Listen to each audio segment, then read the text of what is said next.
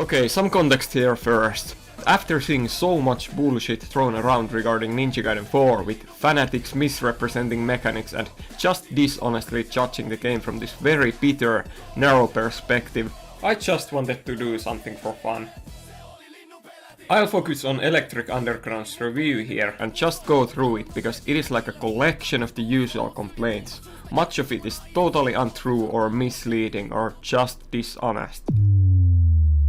Mark spends his first, very subjective and thus probably the least disagreeable section of the review describing what he finds is the core of Ninja Gaiden, and what is the 10% that can't be sacrificed for the series to stay true. Is what is the core identity of Ninja Gaiden? Luckily, I think this is actually quite simple to answer. What defines its core is its strike, block, grab, and counter system. These four elements are what define Ninja Gaiden's gameplay.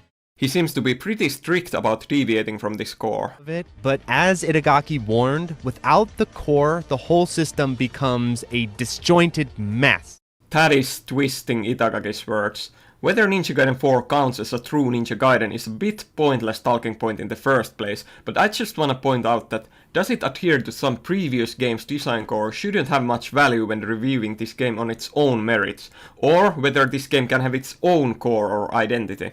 Mark seems to heavily lean into thinking that because the game in some ways deviates from Itagaki's core systems, the game thus becomes a disjointed mess, as he puts it.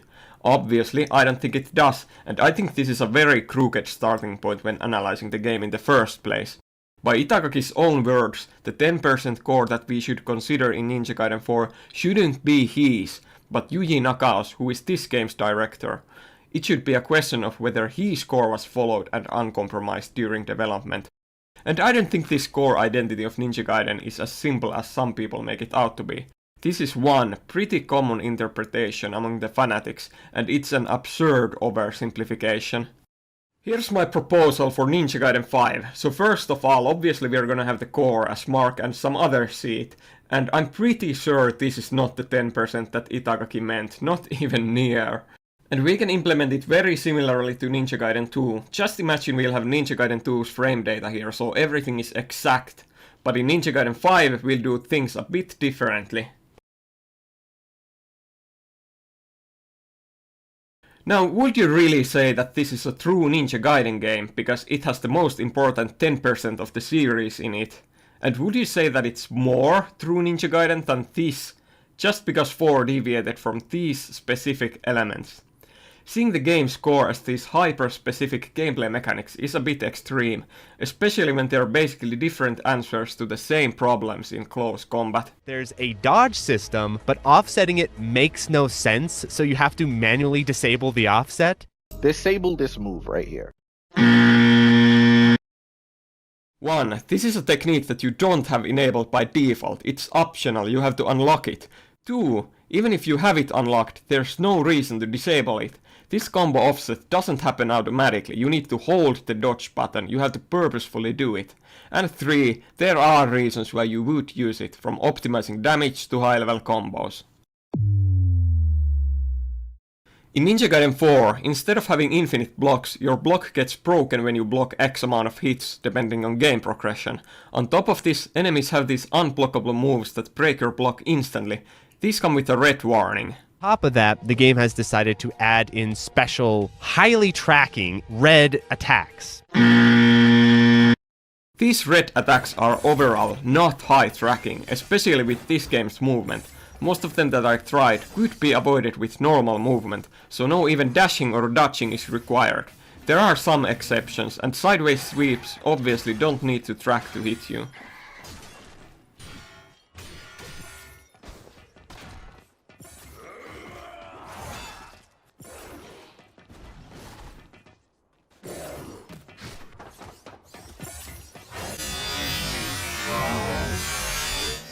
There are mainly 3 ways to handle these red moves: dodging them, countering them using the BLOODBIND meter, or special blocking them using the BLOODBIND meter. And as you can see, this special block drains the meter almost completely from just one strike.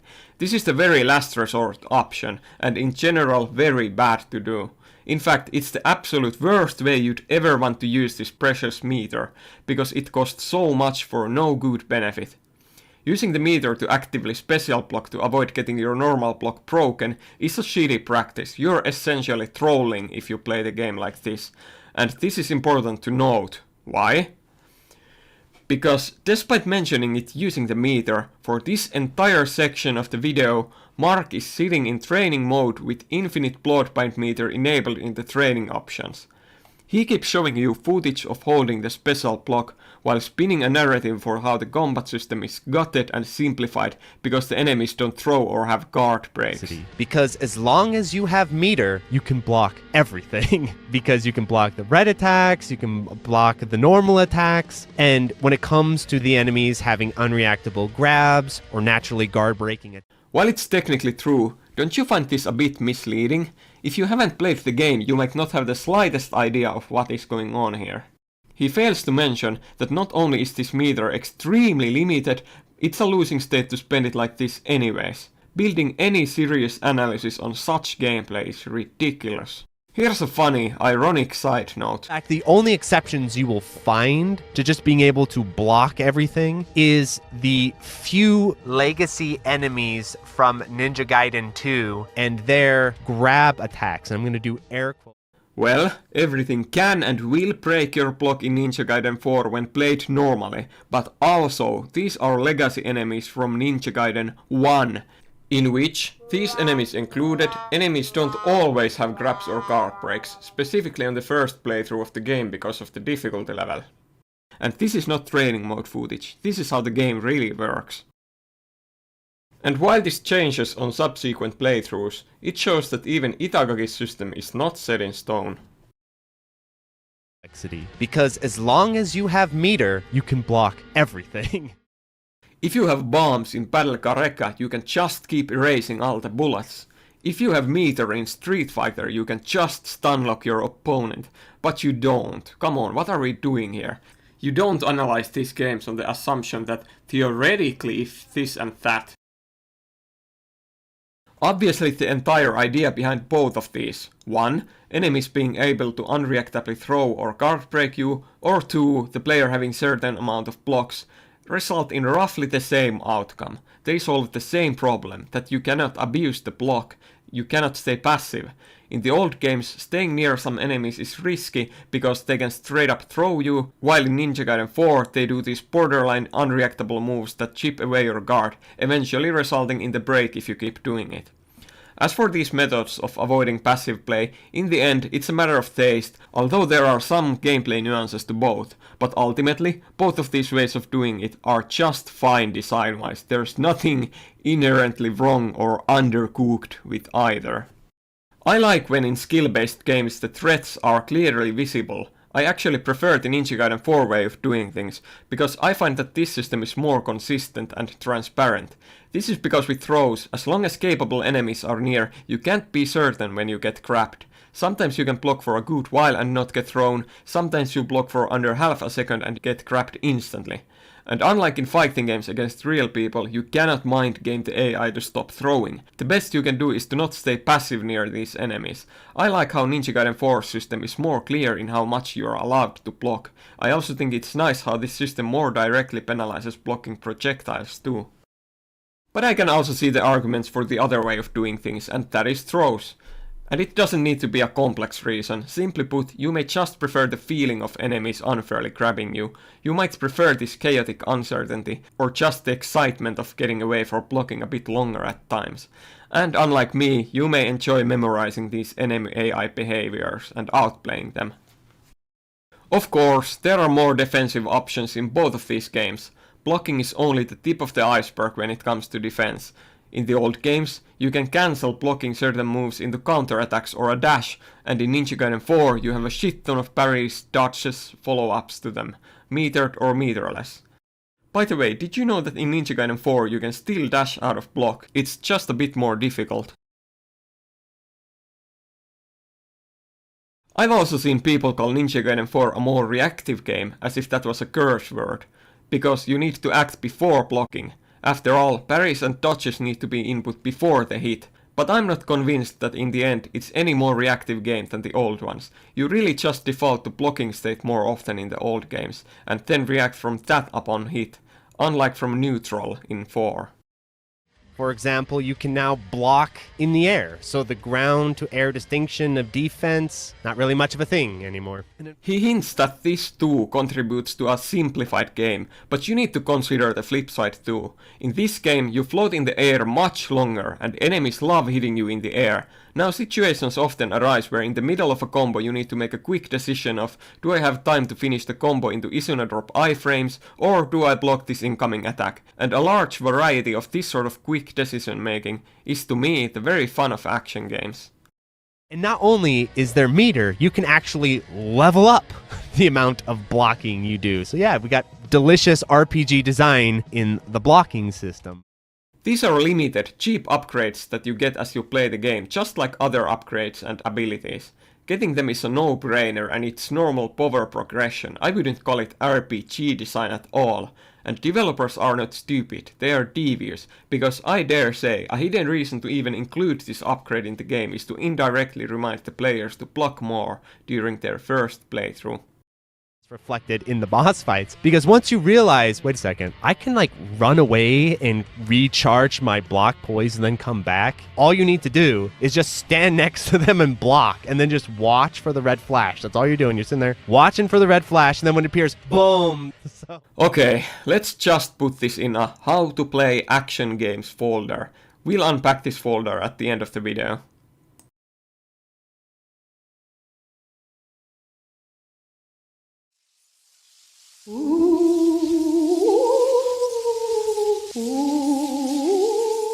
Next I want to talk about the magnetism or suck to target. First, let's be clear about something. You should not criticize mechanics in a vacuum. You need to consider the context. You need to consider the whole system it's in. Why something is done the way it is can make much more sense if you look around.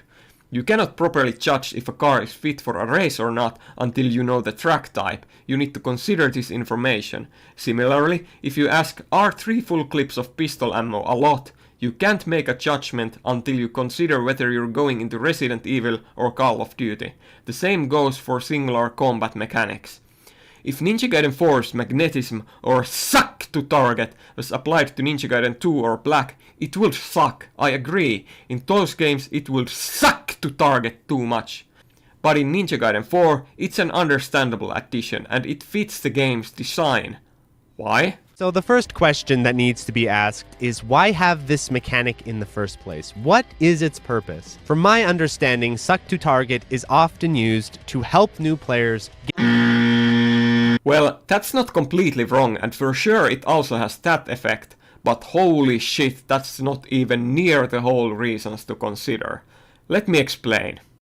First of all, the scale and distances of combat in Ninja Gaiden 4 compared to game without magnetism, like Ninja Gaiden Black. This is the first proper combat arena for Ninja Gaiden 4, and compared to the other game, the difference is pretty huge. Relative to player size, in this single first combat arena, I'm pretty sure you could fit all combat arenas from the entire first chapter of Ninja Gaiden Black, even the transition area fights. And this is not a small detail about the games, it's huge. And in this first combat arena of Ninja Gaiden 4, enemies spawn from the very opposite ends of the arena, even ranged enemies that tend to stay there, so the fight takes place on this whole arena for sure. On average, other relevant distances are scaled up too, such as, and this is important, the distance where the enemy AI lingers at compared to the player. In Ninja Gaiden 4, these basic melee enemies have no problem staying 10 meters away from you, even when there is clearly still room around you, as you can see here. Here, after grouping together in a coordinated attack, you can see how they jump away and spread out to these huge distances. This is the spacing of the game. In Ninja Gaiden Black, because the distances are way smaller, so is the distance where the basic melee enemies linger around you. You can see that even if you get away from them, they follow very closely behind until stopping in a short radius around you. This is the spacing of this game. Note that in both games, for this sort of very basic melee enemy, this distance is usually 1 or 2 strikes away.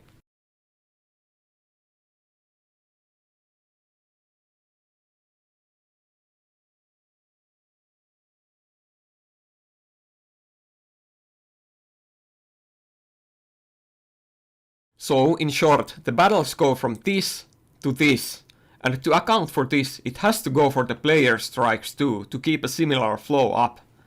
Other relevant distances are scaled up too. For example, look at how far enemies can get knocked when blocking. It's hard to keep up with them even with magnetism.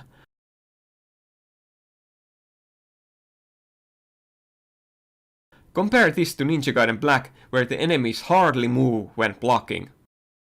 Because of the bigger arenas, enemies are also less likely to hit walls during knockbacks, so you need to catch up more often. There's also the caddiswire points, further increasing movement in combat. So the magnetism or suck to target has a lot to do with how distances are done in combat. It's clear that it's not a feature that's slapped on the game, but thoughtful design. Now you may ask, if you have to compensate for these larger distances with magnetism, then why do battles in this big scale in the first place? Well, there are many reasons for this, but at least some of them are pretty clear and undeniable. First of all, the presentation and feel of the fights. You are a fast speed ninja, zipping from target to target several meters. This style of combat increases this sense of speed. Another effect of this bigger scale combat relates to the AoE attacks that have a big role in the game. When the enemies are more clearly spread out, you are less likely to hit multiple targets with normal strikes, and can draw a more clear line between area and single target attacks. There are all kinds of shapes of attacks that you use in Bloodraven form in this game, and with these distances they can be made more distinct. Another very relevant thing to consider is targeting. You see, with directional input you can only target enemies that you have a direct line of sight to. Essentially, enemies can hide other enemies behind them, which are impossible to target.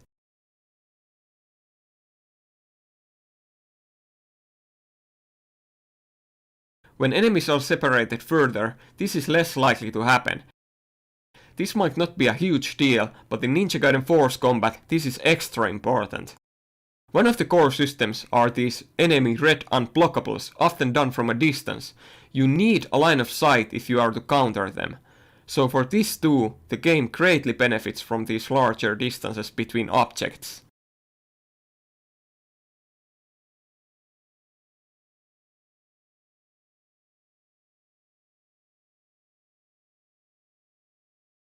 And the pieces should fall into place here. Enemies are spread out, distances are larger, so it has to go for the player's strikes as well.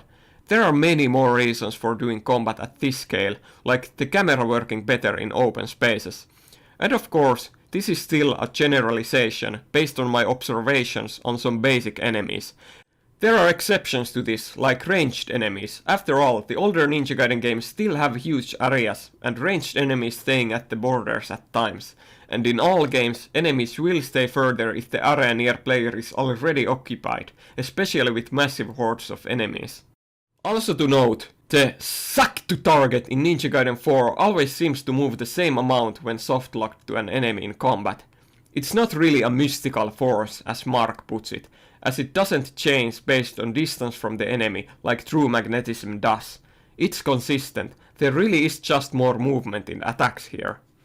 The game, I did end up finding some strategies that exploited suck to target, but that's not the point. Player skill, after all, is... Throwing enemies off the map is not really exploiting suck to target. You might as well do it without it, although it would be maybe a little harder. By the way, this exploit of throwing enemies off the map that he mentions multiple times in the video also goes into the How to Play Action Games folder. Remember, we'll open this later. Then I'm gonna talk about this. Cue the montage.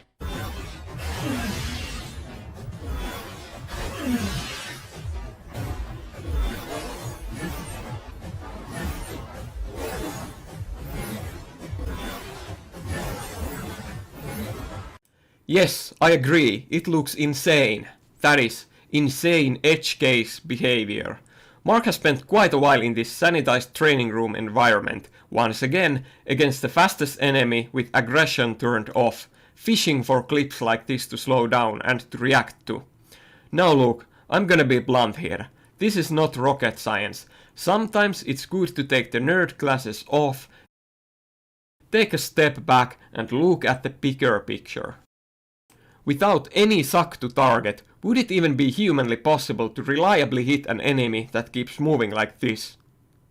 No, I don't think so, and just making it so that in the game, if you approximate the enemy position well enough, you're producing player fantasy, where the enemy seems inhumanly fast, faster than your eye, but your character is even faster. We can forget all the previous technical aspects. This is already a perfectly valid reason to do something like this in a game. And not only that, it is the main reason, not the other way around. As much as I love dense arcade gameplay, games are not just functions, especially not these kind of games. Now, can doing this sort of presentation then lead to some stupid looking side effects when you slow down some cherry-picked clips?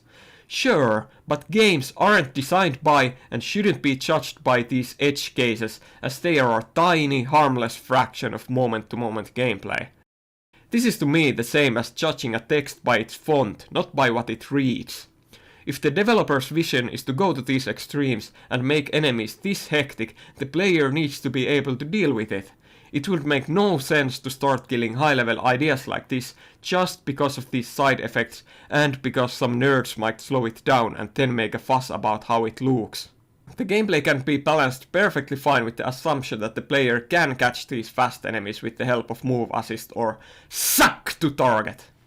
To summarize, when it comes to suck to target, it shouldn't be a matter of is it a good mechanic or not, but a matter of does it fit or not, what does it solve, what is its purpose in the full context. And I think that Ninja Gaiden 4's combat requires suck to target to flow as intended. It's not a lazily applied band-aid for new players, as many fanatics put it, and how some other games implement it. And I don't think it ruins the positioning or crowd control, because the game, AI included, is clearly built around it. So I don't see it as a flaw in this game's context. Now you may simply still not like how it feels, and by extension you might dislike the whole combat design of Ninja Gaiden 4. Maybe it's just too messy for you, maybe you like slower, more intricate positioning. That's fine. Next big topic, targeting. Oh no. The targeting system is not just about proximity. It does factor proximity in, but it also factors in the point of your camera. So you can see this very clearly. Where you're pointing your camera will influence what is being targeted. Remember? See how my camera rotation has absolutely no effect on who's being targeted, as indicated by the red dot.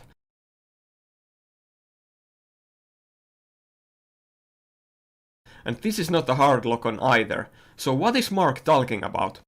Well, in this targeting section of his review, he's leaving this tiny asterisk out, that whatever he is talking about is only true if you are not soft targeting anything yourself, which is what any player will naturally be doing in this game. That is, holding the movement stick towards the enemy you want to initiate. This is especially true because of the distances of the game. You need to move towards the opponent with suck to target so often, so holding the direction comes naturally. And doing this overrides all of this camera-based prioritization, or whatever Mark keeps whining about in this whole section. It is almost complete, irrelevant nonsense. I actually feel sorry for his viewers misled by this. And I'm not sure how such camera-based prioritization system even works. I tried to test it and it clearly doesn't always target the centermost target. But unlike many other things, I can't even be bothered to test it any further, because it's so irrelevant in normal gameplay. Such a system only kicks in if you let go of movement controls, which you practically never do in this game. The scenario where you for maybe a slight moment would is mid-air comboing, in which I think targeting works fine, or for blocking, which is direction independent. Back. Usually it is just before the hit or on hit that the targeting system's like, oh yeah, by the way, you're under attack if you want to counterattack. And it creates this funny effect where it feels like you're playing with blinders on. What he is essentially asking for here is that the targeting system should automatically switch to whoever is attacking you preemptively, so you can always counter by just pressing the attack button without needing to press towards the opponent. Firstly, I think this is a weird ask from someone who seems to be so against the simplification of the game, but secondly, my Yakumo sense started tingling.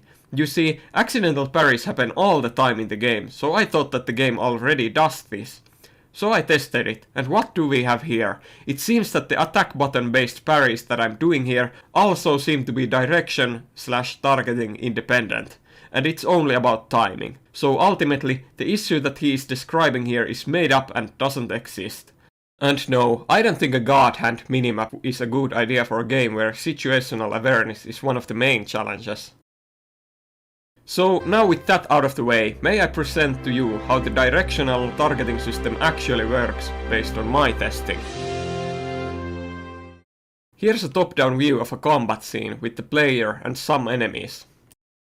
Then there's an area around the player that determines the range of allowed soft targets with the directional input. So in this example, the player is holding 2 o'clock direction. The game then checks both directions and finds the closest enemy that matches the angle of that input, and it doesn't take distance into account. Like pressing down in this example, even though there's an enemy much closer to you, if your directional input is even slightly off from it, the targeting just zips past it to the closest match, and that enemy is targeted. Here's another example, so you hold top left, and the enemy in the closest angle is the one above you, and you will target it. Now, as shown earlier, naturally, enemies hiding behind other enemies cannot be targeted. Here's another rule of the targeting system. The allowed targeting range is normally insanely big, usually covering the entire arena, so you don't need to worry about it much. But as enemies get close to you, it shrinks. So now, even if you hold a direction towards this far away opponent, the targeting system doesn't even consider it and finds the closest enemy within the area. But once you kill the enemy, the area expands and you can target the far away enemy again. Here's an in-game example. Through this whole clip, note that I'm holding the direction of the far away opponent and spamming shurikens. When the melee enemy from the side gets too close, the targeting area shrinks, and now the far away opponent falls outside the range and can't be targeted anymore, even when I'm holding towards it. I keep spamming shurikens, pushing the melee enemy, increasing the targeting area, until the far away enemy falls inside it again, and the target switches back to it again. And another example, I'm holding towards the far enemies, but a melee enemy gets too close, shrinking the allowed range to be much smaller and thus stealing the target. I keep holding towards these far enemies, and when the melee enemy leaves the close proximity, boom, I can target them again. Now the targeting area is usually large, and there are plenty of targets within it for you, but still it's something to note and can explain some oddities. The fact that the targeting system is so angle-based is the key takeaway here though. It's really accurate, but also very primitive. It's a double-edged sword. Check out this clip that I found.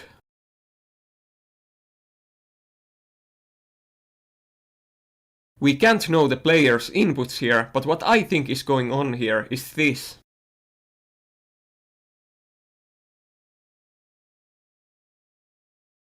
They are trying to target the enemies that are close, but because their directional input is just slightly off, and there's a target more closely matching that angle a little further. Boom. At one point the targeting indicator flickers and targets the closer enemy though, so what's going on? I think what happened is this.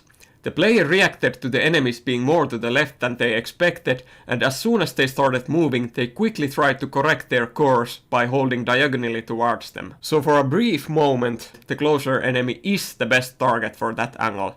But because they are already attacking, the momentum from the insane suck to target of this weapon causes them to keep moving and target the wrong enemy again.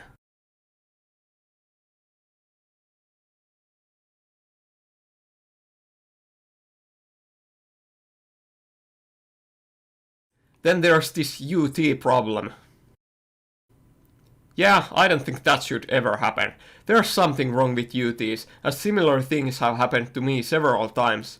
It's really hard to do on purpose though, so I'm not sure what's going on. The targeting system just sometimes messes up on UTs. I think it might just be bugged. And my analysis on the targeting system is very simplified. There are some weird small details, like sometimes the targeting automatically changes to the attacker if you are in block or hit stun, during which it shouldn't matter though. For action games, targeting systems are a tough balance, because if you do too much prioritization, you reduce player control. But then again, different player skill levels might want different amount of prioritization. Think of aim assist from FPS games. Would it be the end of the world to give some control of the targeting system to the players, just like there are sliders for the camera? Meter management is now a core skill in this game. That is completely true. So, love it or hate it, you're gonna have to deal with it. Mark goes on to explain how Platinum And the way Platinum handled the meter clearly shows that they're not quite sure how to balance the system. He mentions Soul Stamina and Devil Trigger. Let's put them on this line of how much a combat system relies on this resource to flow well. Naturally, you can't do anything in combat but move without Soul Stamina, while Devil Trigger of DMC is fully optional power-up mode that the game functions perfectly fine without. I would also say that Ninpo from older Ninja Gaiden games go here. Now the Ninja Gaiden 4 bar sits somewhere in the middle. The combat flows better if you have it, but it's not the end of the world if you run out, and it's pretty easy to gain. And so that's why you get this really strange meter behavior, where the meter both gains based off of hits, like Sweet, baby! but then at the same time it also automatically recharges, like stamina in Souls, so it's like this super stamina system. Well, seeing how it sits somewhere in the middle here, is it all that strange if you gain it quickly from combat, but also for pacing and as a safety measure it recharges slowly?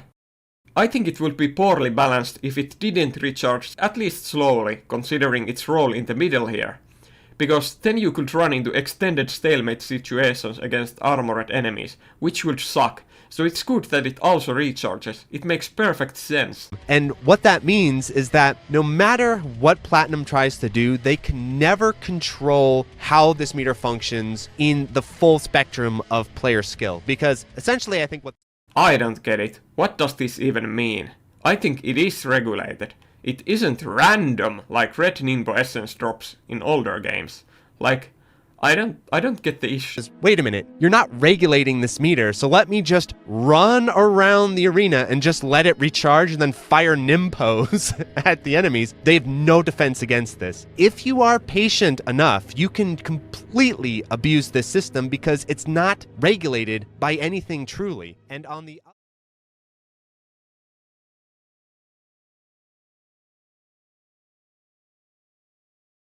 This meter in fact has a very similar role to Street Fighter 6 drive meter. I think it's well balanced and there's a nice risk-reward element to it. What I was more worried about was actually the Berserk meter. You see, Berserk mode is extremely important in getting high scores, and I was afraid that obliterations being the main way of getting it would limit your playstyle too much. So I tested some things, and to my surprise you actually get the same amount of it for doing ultimate techniques. So it's not that bad. I think basically what Platinum's attitude towards Ryu was, it's just like, yeah, we don't have any care or attention to develop this character. So I wouldn't just spitefully assume that it's because Platinum's Zoomers didn't understand the legacy of the character. It's not that dramatic. I would guess even they are disappointed in how little Ryu ended up getting. But even if we assume that there were some big unforeseen development limitations, I still totally agree. I think Ryu deserved a bigger piece of the cake than he was given. It should have been a bigger priority from the start, just to be safe. It sucks, but it is what it is. I agree. Dude, these on-rails non-combat sections are some of the best levels I've ever seen in a game. Okay, I'm just kidding, of course. But because this is an apologist video, I have to come up with some excuse for this. So let's see here. What if there are loading screens, you know?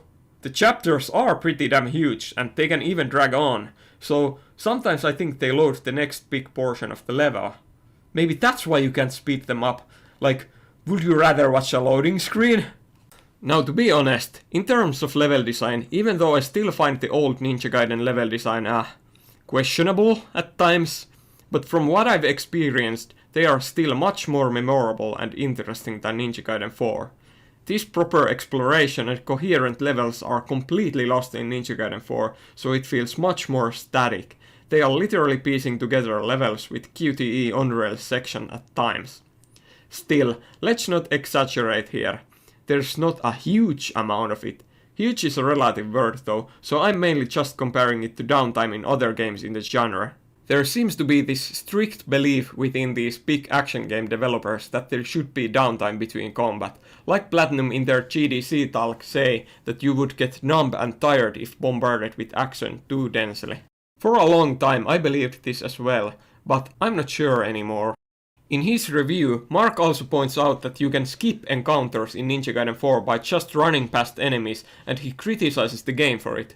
Ironically, I'm fairly sure that this running past encounters level design exists in the game exactly because it's a Ninja Gaiden game, as Platinum is usually very strict about this, locking the player in each fight, while Ninja Gaiden hasn't been.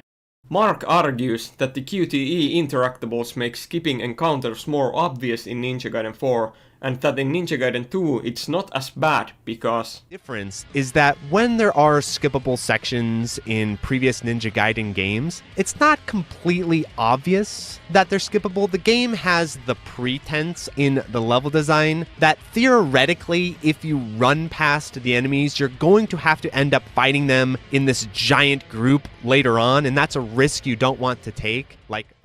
This almost feels like it's a joke, specifically targeted to me, because almost 10 years ago, when I played Ninja Gaiden 2, before dropping it, I realized that you can just run past enemies, and it was one of my criticisms towards the game. If the player wants to skip encounters, he will do it. This risk of maybe running into choke point later on is an absolute non-issue for someone willing to do this. There are still reasons not to skip encounters though, applying to action games in general, such as playing an action game because of the action, but also the scoring systems. There are also chests and other hidden collectibles. These games hint you early on that you might miss out on permanent upgrades by going too fast. Speaking of which, the irony of making comparisons to Ninja Gaiden 2 in skipping fights is that Ninja Gaiden 4 prevents you from opening chests and certain doors if enemies are near, while Ninja Gaiden 2 doesn't. And also, let's not forget,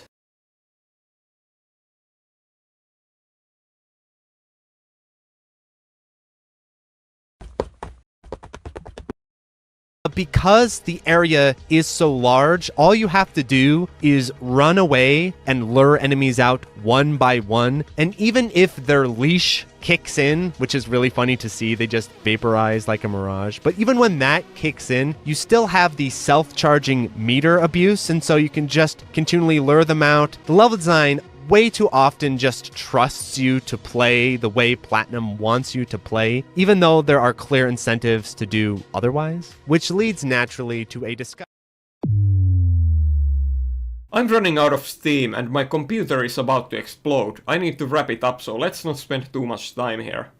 Mark makes a good point that I actually agree with, that on the higher difficulties, it's a bit silly how some of the smaller threats in the game, like small projectiles and tiny enemies, deal a huge amount of damage. It just feels off. He says something about the bosses on the boss fights, and you're going to have to do some Soul-style memorization of the boss patterns and boss behavior, because the bosses in Ninja Gaiden 4 are hardly distinguishable from fights from Sekiro or Souls. They even have the Sekiro-style jump over the unblockable that looks like a grab. I don't think there's anything inherently Soul-style in having to memorize boss movesets, but if there's one common ground that I've seen between the lovers and the haters of the game, it's that the bosses are an improvement. In my opinion, taking inspiration from other games for aspects that your series has been weak at is a good thing. You should give credit and not mock the game for it. A feel for the patterns of the bosses, and especially once you realize you can abuse the attack power potion and the defense power potion and all. And there it is.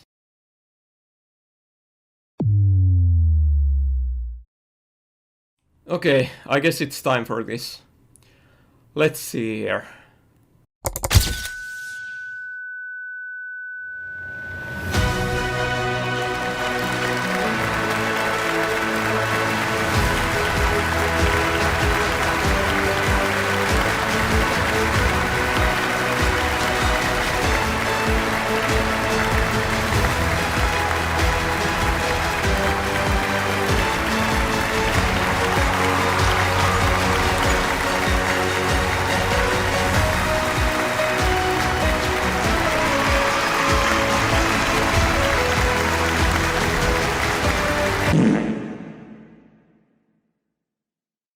And on that note, all of these strategies mentioned through the video will lower your score and rating from the missions.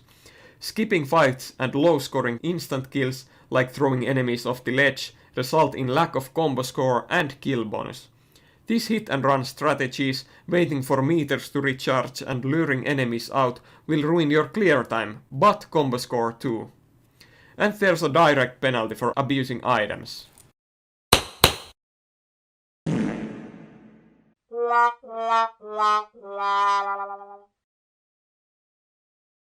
You can play action games with the mindset of doing the least you can, using every possible cheese you find, skipping fights, and not giving a crap, just like you can credit feed through arcade games and not even try to play them well. But does reviewing these skill-based, very gameplay-oriented games through those lenses make any sense? Of course not. I'd imagine even Mark agrees, but his Ninja Gaiden 4 review kinda says otherwise. In these games, the player usually has a lot of freedom in combat, and as a result they tend to be highly exploitable games, with all sorts of degenerate strategies. Like in Ninja Gaiden Black, I figure you could just spend or even farm money to buy key potions and spam Ninpo. Ninja Gaiden 4 is no exception to this, and while single, low-effort playthrough of these games might still be fun, these games, especially Japanese action games, they incentivize you to play better. That is the ultimate goal, and dare I say, core of these games. While there are not many players who enjoy this sort of mastery and repetition, Platinum still calls these players their core fans, and their games try to sort of lure you into becoming one, with varying success. These scoring/rating systems are a soft way to do this, but great gameplay freedom comes at a great cost. These games crumble if you don't care and purposefully play lame.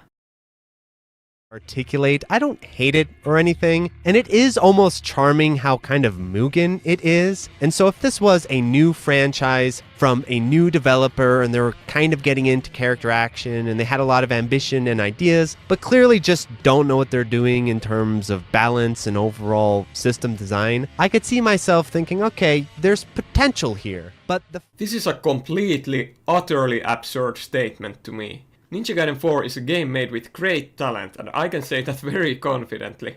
It is nowhere near a game from an inexperienced team. I've seen a lot of people maliciously mock Platinum as if they are just amateurs now. Here's a great example of what I mean. But even there, Platinum are making a massive mistake because a lot of these arenas have pits on the outside. And I think what Platinum were thinking was, wouldn't it be cool if every so often while you're comboing a guy, you kicked him out of the arena? But what they were clearly underestimating is the power of the guillotine throw, because once you realize, wait a second, if I just stand next to the edge, I can throw the majority of enemies right out of the arena to their death. If you think this was a mistake and they didn't know what they were doing, you are a lost puppy.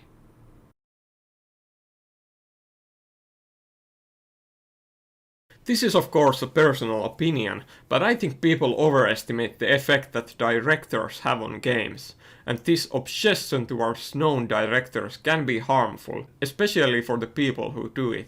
I think some known names leaving Platinum and forming their own studio is a great scenario for us, the audience, as long as Platinum stays together, because now we get games from both known directors, but also from new directors at Platinum. They have a lot of busy work done already. They have their own game engine and production pipelines. It was so sad to me when people immediately said that there's no talent left, Platinum's done for, because all that does is distorts your view of their new releases. So yeah, last words, these games are awesome, just go S rank and Platinum rank some character action games. Have fun, do some combo.